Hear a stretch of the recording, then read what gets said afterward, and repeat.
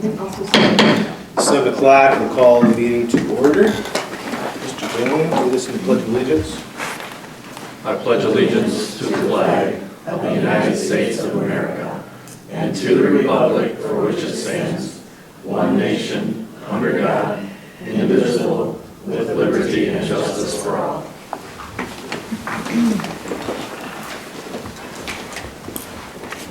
Let the record show Mr. Dowden is absent. All other board members are present. Mr. Ford, has public notice been given? It has. We are working from the agenda that was revised on Friday, July 21st.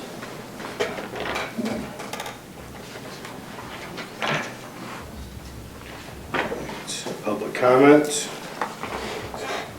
If there is anyone wishing to address the board tonight, please take a moment to fill out the registration from prior to public comment being started.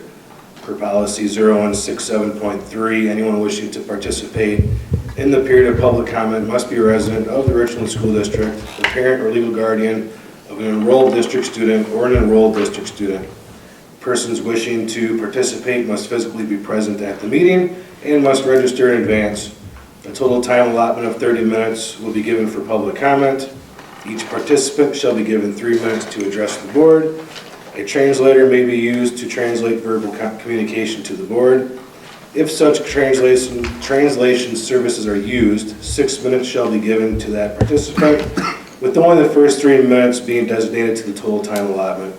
Speakers are not permitted to make inflammatory comments, use inappropriate language or gestures, attack specific persons, or make a specific person the subject of their remarks. Please see policy 0167.3 for a complete list of requirements and restrictions. If a person is unable to adhere to these rules, they may be directed to end their comments. And I've got no papers. No one's addressing the board. And 2 reports. District Administrator's report. Okay, just 3 quick announcements. Just a reminder to the public, typically our annual meeting would be next Monday, the last Monday in July. Earlier this year, the board approved to have the annual meeting at a later date, which is Monday, October 23rd at 6:30. So again, just a reminder of the annual meeting in October, the 23rd of October at 6:30. Secondly, we won't have any more committee meetings this week, so our next committee meetings will be curriculum and policy. We'll be meeting a week from this Thursday on August 3rd. We will have policy starting at 6 p.m., curriculum to follow. I'll get a little bit more accurate time for when curriculum will start in the coming days. And then finally, just a general reminder to the board and all of our public, we do have some construction continuing to go on. We've got our roofing going down at the high school end. Most of the construction, if not all, is happening up here in this building. But we will have Kramer Brothers in doing some minor renovations in the high school office, the IMC, and district office, as well as just around the area, just tidying up some things. So, any questions from the board on any of those things? Thank you. All right. Board member reports. Curriculum met on July 13th. We reviewed our curriculum schedule for 23-24. We talked about exploratory classes for the next summer, 23-24, but we'll bring that back in January and February around then to discuss more. Learning management systems, which is an agenda item later this evening. And then lastly, we talked about policy 5410, which is the promotion, placement, and retention, specifically for promotion into grades 5 and 9. The administrative team felt we had some opportunities to make sure all those pieces were in place to be compliant with the Wisconsin state statutes. And so the curriculum committee discussed the best ways to get that communication out to the staff and the families and students and the community, just to be sure that they not only understand the information, but the implications of the policy. So, that is all. The Richland Foundation met on the 17th, discussed the, part of the old business was the musical this coming fall for Cinderella. The production dates of that will be November 10th, 11th, and 12th. There will be some student performances, parent performance with that as well. We also discussed the tax filing and accounting. We are current on all of that information. The outstanding alumni applications are available. They're online on the district website. So if you know of anyone who is a distinguished alum, please get a nomination form filled out for that. And we also discussed the homecoming for this fall, which is going to be September 29th. And we also discussed the foundation calendar. And then for the Personnel Negotiations Committee, we met on July 20th. Discussed the schedule for the calendar year, the various topics that we're going to be addressing at each meeting. We initially reviewed the job descriptions. There are several that are needing to be updated that haven't been looked at in a few years. We also have a change on the RCHS staff that will be discussed later this evening.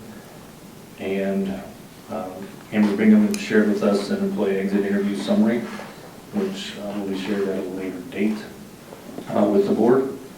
The OPEB benefits were also discussed, that we are looking at potentially revising that current policy to be something a little bit more constructive and a little bit better for the, which is our local retirement funding. So, and then we're also just in the early stages of looking at the evaluation tools for all of the supervisory positions at the administration level.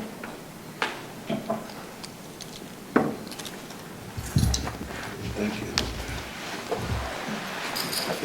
On to the minutes. Is there a motion to approve prior meeting minutes of July 10th, 2023? I'll make that motion. Motion made by Mrs. Dickman. Is there a second? I'll second. Seconded, Mrs. Troxel. Discussion? Mr. Bailey? Abstain? Aye. Aye. Aye. Abstain. Aye. All right, on to financial items. Approval of statement of cash. Make a motion to approve the statement of cash dated July 20th, 2023. Is there a second? I'll second. Mr. Gordon, anything to add? I do not, but I'm happy to answer any questions if there are any. Discussion? Ms. Troxel? Aye. Aye. Aye. Aye. Aye. Aye. Make a motion to approve Community First Bank General Checking Account checks number 85482 through 85508 and ACH number 232400003 through number 232400048 for a net total of $1,142,689.78. This is for the purpose of general operational costs of the district. Is there a second? I'll second. Mr. Gordon, anything to add? I would just add, just for reference, on the bottom of page 3 of that PDF, you will see an invoice for Kramer Brothers in the amount of $465,000. That was for the first portion of the roof phase, so that anticipated to come in right around $800,000. That's the first half, or the first part of what they had done at the end of June 30th. Discussion, questions? Mr. Huntsmer? Aye. Aye. Aye. Aye. Aye. Aye. Consent agenda items, Mrs. Coleman? Approve the organizations below to distinction for the 2023-24 school year as presented. Accept the donation of $3,000 from the WFCA grant per policy 7230. Accept the donation of storage container use valued at approximately $1,600 from Trox Box storage containers per policy 723. Accept the donation of the use of Mule UTV for football valued at approximately $9,000 from the Tesnick Power Sports per policy 7230.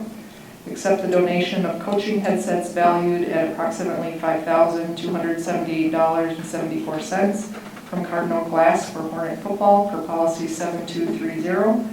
Accept the donation of an overdose aid kit valued at approximately $225 from the George Moore for Recovery Fund per policy 7230.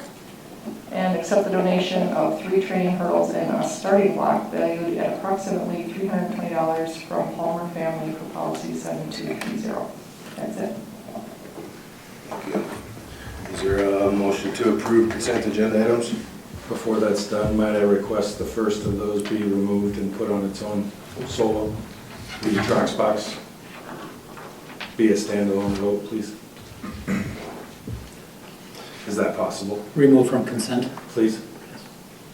Smith, can you done that? Yeah, we could do that.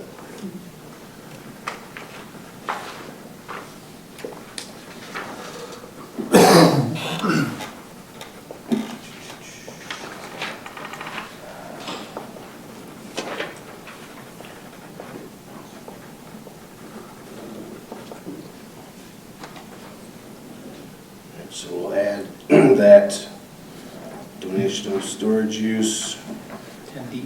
10D to action items. You can make that 10D, yes. Just bear with me here so I can write this down.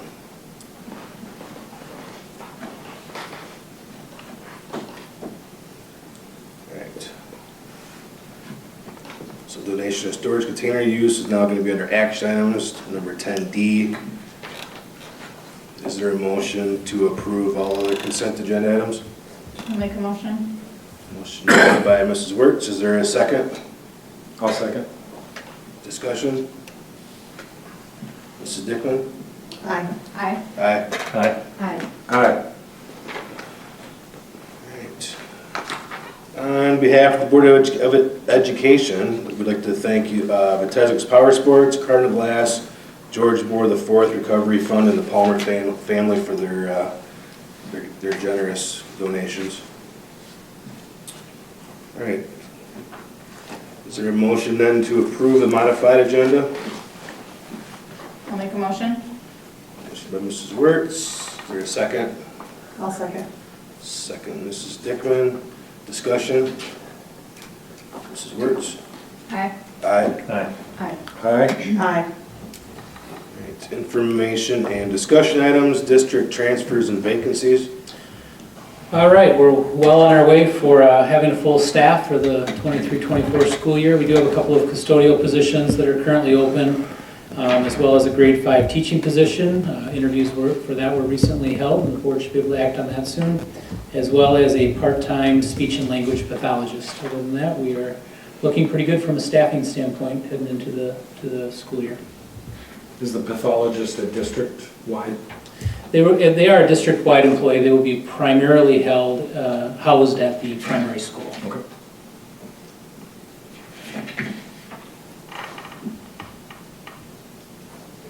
All right, any other questions from the board? All right, on to agenda item 10, action items. 10A, waive policy 7540.02, district digital platforms, apps, and services. Okay, so this came, the recommendation from the Curriculum Assessment Public Relations Committee. Policy 7540.02 states that teachers, as it relates to learning management systems, LMS, that they are to use one of a couple of different specific platforms. Those specific platforms being Seesaw or Schoology primarily. You've heard from a proposal earlier by some teachers that Google Classroom was their platform of choice. My big thing, and I believe the recommendation from the curriculum committee is eventually we believe that students, any given student, should only have to navigate in one learning management system. It's very difficult for them to stay organized, for their parents to stay connected when they have to navigate in multiple LMS systems for multiple classes. So that's the ultimate goal. However, we have kind of been tiptoeing around this for the last couple of years in terms of the number that we've used. And Dr. Johnson, myself, and a variety of other staff believe that maybe we didn't have 100%, we weren't completely informed with the data that was brought forward when they chose Schoology as the platform of choice during the policies. And so we're asking, and the curriculum committee is asking, the board to waive policy 7540.02 for the 23-24 school year as it relates to learning management systems, and allow us administratively as well as our staff to really do a deeper dive into what is the best LMS for students and families and teachers to all be able to work effectively and try to get down to one system. That may happen at some point during the course of the year. More than likely, we'll take the year to gather that data and then dictate what LMS would be used in the future. That's kind of the background there. We just didn't feel like we had enough good data to really say this is the one we're going to live by and this is the only one we're going to live by. Curriculum committee, anything else to add? No. Covered it. Are the costs comparable for something like a Google Classroom? I assume there's licensing fees and such that go with that. Yeah, I don't know what those costs are off the top of my head. We do pay a licensing fee for Schoology. There is a version of Google Classroom that is free.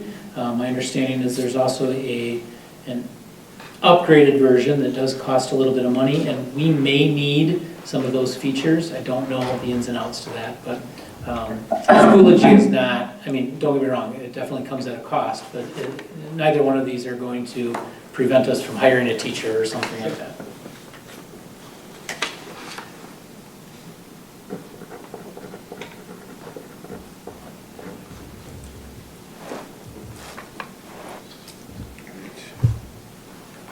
Is there a motion then to waive policy 7540.02, district digital platforms, apps, and services as it relates to learning management systems for the 2023-24 school year, while more data is gathered regarding the platforms? So moved. Motion by Mr. Bailey, is there a second? I'll second. Seconded, Mrs. Wertz. Discussion? Aye. Aye. Aye. Aye. Aye. Aye. It's approval of RCHS overloads for 2023-24. Okay, so one of the teaching positions that I didn't mention in the transfers and vacancies is one that we've had posted, which is a 60% art teacher at the Richland Center High School building, primarily teaching art to 7th and 8th graders. That's been a position that has been difficult to fill due to its part-time status, okay? And so while we did have it open, we reached out to several people, thought maybe we could get that filled. It just hasn't proven that we can. We just have been unsuccessful in doing so. So Mr. Lemke and Ms. Perkins have put together a plan where we can still meet the art and elective needs of our 7th and 8th graders, as well as not having a drastic impact on our schedule if we could use some overload positions. So overload positions are when a teacher, maybe in the traditional 8-period day, they are teaching 6 periods, and then they have 2 preps and a block schedule. For 4 blocks, they're teaching 3 blocks any given quarter. An overload they would teach above and beyond that, and then they would be compensated above and beyond that as well. So with that, we've got some staff that are potentially interested in doing so, and we do have a plan for first quarter if the board does approve this. So what we're asking is that we approve the use of up to 2 overloads, okay, for us to be able to use to try to fill this arts need and any elective need. It may swap out, it might not directly be art, it might be something else, but it's a result of this art position. And allow us to use some overloads to fill that. And if we do happen to find somebody, great, but if not, at least we have a backup plan and are able to staff it. Any questions from the board? Are overloads voluntary? They are.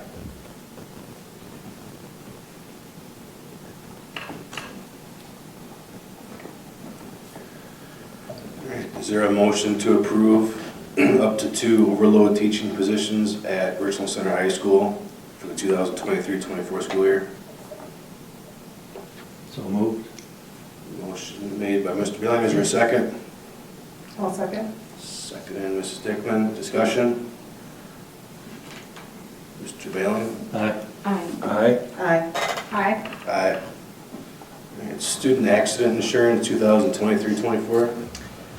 Okay, item 10C. So in the past, we have made available to families voluntary accident insurance for families to be able to enroll in as part of the district. We have had anywhere from 2 to 6 enroll on any given year.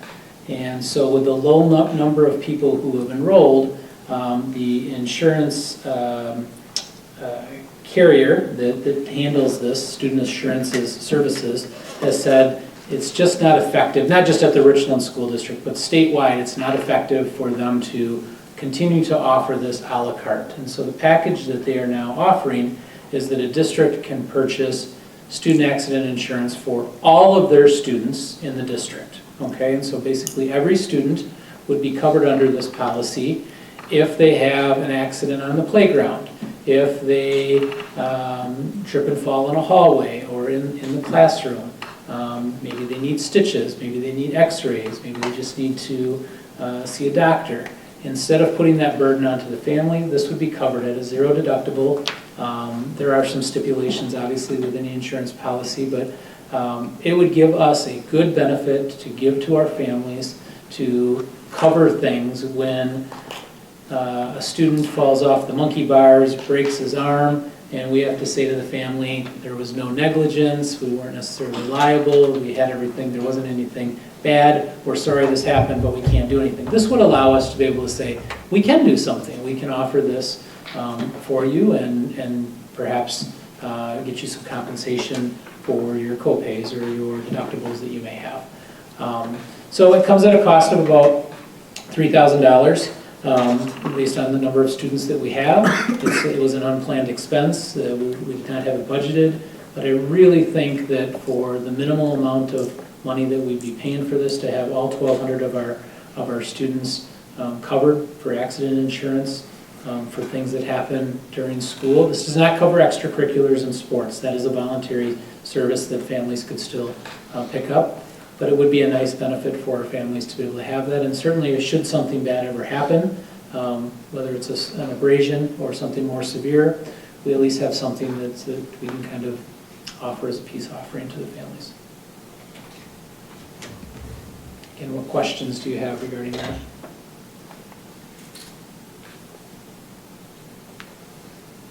It covers anything that could happen on school property. Well, again, not anything, but the vast majority of things. They do have in the attachment, they do have some exclusions. If a student has an open wound and they get an infection in it, that's something like that is not covered. But general accidents, it is covered, most of the stuff is covered. Sure, Yep. like a fight. Yep. Okay. Does this include bus rides to and from school? As long as it's not an extracurricular. Okay. Let me just double check that. I know it covers field trips. Traveling directly to and from school and extracurricular activities, non-athletic, and school-provided transportation. So not if a parent is driving them, but on the bus it would be. Thank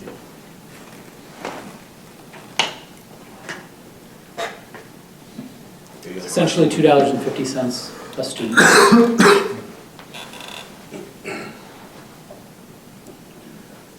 Any other questions for Mr. Gord? All right. Is there a motion then to approve the student accident insurance for district students for the 2023-24 school year as presented? I will make that. Motion by Mr. Huntemer. Is there a second? I'll second. Seconded by Mrs. Wertz. Discussion? Ms. Troxel? Aye. Aye. Aye. Aye. Aye. Aye. All right. 10D, donation donation of storage container use. Yeah, I appreciate Mr. Hunter pulling that off, but this is a donation from Traxbox Storage Containers for down at the football complex during the football season. So that is a temporary. Correct. Typically removed right after the season ends. I think the memo says 3 weeks from completion of the season game, of the season.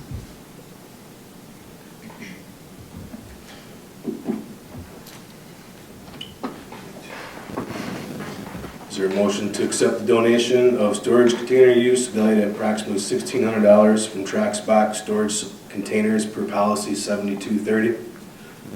I'll make a motion. Motion made by Mrs. Wertz. Is there a second? I'll second. Seconded by Mr. Hunter. Any discussion, questions?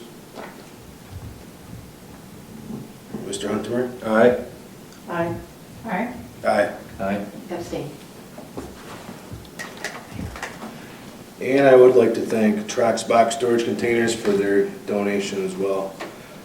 I'll make a motion then that we move into closed session pursuant to section 19.851C, E and/or F of the Wisconsin statutes to consider employment, promotion, and compensation of employees for purposes of discussing individual employee hiring and related information, and for purposes of discussing administrator evaluations, and Wisconsin statutes 19.851F and Wisconsin statutes 118.125 to discuss student open enrollment applications and individual pupil information related to those applications. The board may take action on these issues in closed session if necessary and appropriate. At the conclusion of closed session, the board will entertain a motion to adjourn the meeting. Is there a second? One second. Discussion? Mrs. Dickman? Aye. Aye. Aye. Aye. Aye. Aye. All right, thank you.